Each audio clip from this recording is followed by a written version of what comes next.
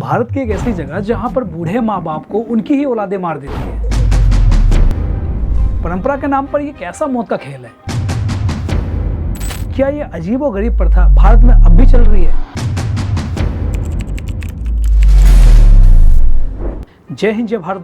दोस्तों जैसा कि हम लोग जानते ही हैं, भारत में अगर हम कुछ दूरी पे आगे जाएं, लोगों के रीति रिवाज, धर्म को मानने का तरीका थोड़ी दूरी में जो है बदल जाता है, जबकि वो होते सेम कास्ट के, सेम धर्म के हैं। ऐसे ही दोस्तों एक परंपरा जो है तमिलनाडु में बरसों से चली आ रही है।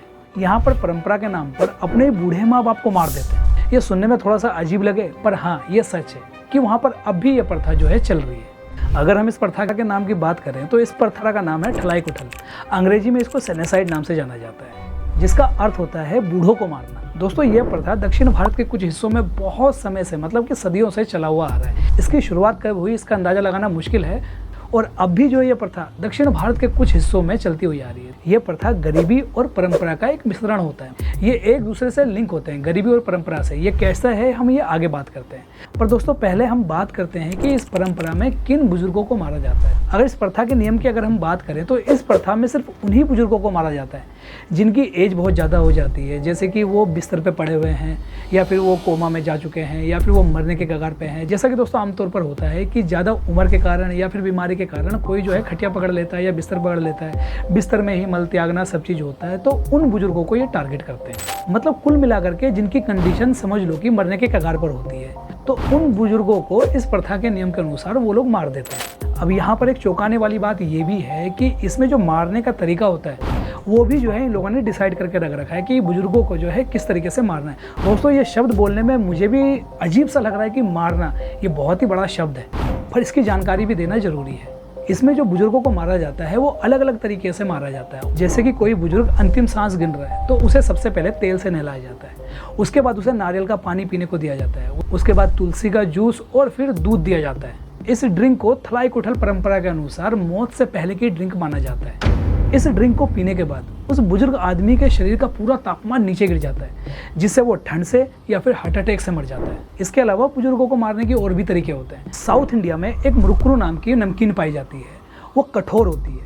जब वो नमकीन जो है बुजुर्ग आदमी को दिया जाता है तो जब वो खाता है तो वो उनके गले में फंस जाता है। हालांकि अगर हम भी नॉर्मल उसे खाएं तो भी हम निगलने में हमें बहुत परेशानी होगी। वो तो बुजुर्ग आदमी है, जब वो खाते हैं तो उनके गले में अटक जाता है, फिर उन्हें सांस लेने में दिक्कत होती है। उसके बाद कुछ ही समय के बाद जो है वो आदमी वहाँ पर दम तोड़ देता है। इसके अलावा बुजुर्गों को ठंडे पानी से नहला दिया जाता है, यानी कि बर्फ डाल करके बिल्कुल ही चिल्ड करके उनको उस पानी से बुजुर्गों को नहला देते हैं, जिनसे ठंड लगने से उनकी मौत हो जाती है। इस प्रथा में उन्होंने एक आसान तरीका निकाल रखा है कि वो क्या करते हैं कि किसी पानी में मिट्टी मिला करके बूढ़े व्यक्ति को पिला देते हैं, जिनसे जो है उन्हें अपच यानी कि उनका पेट खराब हो जाता है। और आप लोग तो जानते ही हैं कि जब किसी व्यक्ति का पेट खराब होता है तो बार बार वॉशरूम जाने के चक्कर पे उनके शरीर का जो है पानी निकल जाता है, उन्हें डिहाइड्रेशन हो जाता है। बस पेट खराब होने की वजह से उस बूढ़े व्यक्ति का अधमरा शरीर वहीं दम तोड़ देता है। इस प्रथा में एक और चीज़ अजीबोगरीब देखने को मिलती है। जब ये रस्म चल रही होती है तो रस्म के दौरान ही अंतिम संस्कार का सारा सामान जो है ला करके रख दिया जाता है। मतलब कि सारी तैयारियां हो चुकी होती है कि हाँ अब वो बूढ़ा व्यक्ति ज़्यादा देर का मेहमान नहीं है। जब ये प्रथा निभाई जाती है तो पूरे परिवार वालों को सूचित कर दिया जाता है कि हम ऐसा करने वाले हैं। यहाँ तक कि पूरे गांव वालों को पता रहता है इस बारे में। वो इस चीज़ का पूरा ध्यान रखती है कि प्रशासन को या कानून को इसकी जरा सी भी भनक ना लगे। पर दोस्तों अब तो ज़माना बदल चुका है, इस समय 2024 चल रहा है और दुनिया जो है बहुत तेज़ी से विकास कर रही है, एडवांस लेवल पर चल रही है। पर यहाँ पर एक सवाल उठता है कि क्या अभी यह प्रथा वहाँ पर चलती है? तो इसका जवाब है हाँ। यह प्रथा अगर हम बात करें तो पहले के हिसाब से और ज़्यादा तेज हो चुकी है। अब आप लोगों के मन में ये सवाल आ रहा होगा कि यार दुनिया तो बहुत आगे जा रही है, पर यह प्रथा अब भी क्यों चल रही है? दोस्तों इसका कारण ये है कि लोग बाग काम के तलाश में शहर चले जाते हैं, कोई दिल्ली, कोई मुंबई, कोई पंजाब, और उनके घर में बच जाता है कौन? उनके बूढ़े माँ बाप। अब उनकी देखभाल करेगा कौन?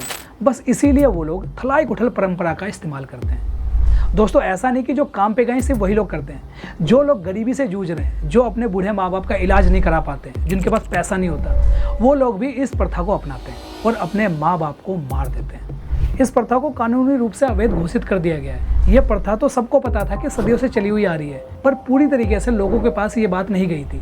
पर 2010 में पहली बार पूरे तरीके से कानून के सामने तब आया जब 80 साल का एक बूढ़ा व्यक्ति जिनके साथ ये प्रथा होने वाली थी, उन्होंने अपने रिश्तेदार वालों को ये कहते हुए सुना कि कैसे वो उनके जमीन का जो है बंटवारा करने वाले हैं। वो समझ चुके थे कि उनके साथ क्या होने वाला है, उनके साथ थलाई कुटुल परंपरा का इस्तेमाल होने वाला है, तो वह वहाँ से भाग गए। उसके बाद कानूनी जाँच चालू हुई और फिर पता चला कि तमिलनाडु में यह प्रथा बहुत तेजी से चल रही है। हर साल दर्जनों या शायद सैकड़ों लोगों की इस प्रथा के अनुसार जान चली जाती है।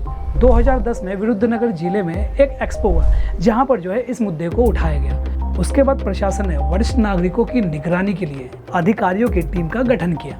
पर दोस्तों, शायद प्रथा अभी भी थमने का नाम नहीं ले रही। गुप्त तरीके से अभी भी जो है इस प्रथा को निभाया जाता है। दोस्तों, आपको ये जानकारी कैसी लगी कमेंट बॉक्स में जरूर बताएं। वीडियो अच्छी लगी तो लाइक करें, शेयर करें एंड हमारे चैनल को सब्सक्राइब करें। जय हिंद, जय भारत।